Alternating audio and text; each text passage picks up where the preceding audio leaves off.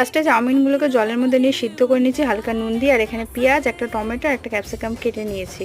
আর কড়াইতে তেলটা গরম করে নিয়ে তেলের মধ্যে পেঁয়াজ কুচি আর টমেটো কুচি, ক্যাপসিকাম কুচি একবারে দিয়ে এটাকে ভালো ভেজে নিয়ে এটাকে মোটামুটি ভালো একটু ভাজা করে নিতে হবে। ভালো করে ভাজা হয়ে গেলে এখানে আমি লঙ্কা গুঁড়ো আর এগুলো কোনো মশলা ইউজ করছি না, জাস্ট আমার বাচ্চার জন্য বানাচ্ছি বলে এটাকে গোলমরিচ গুঁড়ো আর হালকা চাট মশলা আর বিট লবণ দিয়ে দিয়েছি। বিট লবণ দিয়ে এটাকে করে নিয়েছি।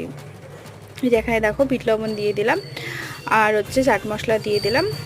তোমরা চাইলে সয়া সস তারপর বিভিন্ন ধরনের সস ইউজ করতে পারো।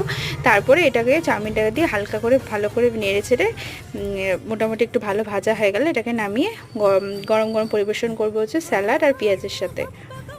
তোমরা বাড়িতে জানিও বানিয়ে কেমন লাগলো। আর ভিডিওটা ভালো লাগলে ভিডিওটাকে লাইক করে দিও, চ্যানেলটাকে অবশ্যই সাবস্ক্রাইব করে দিও।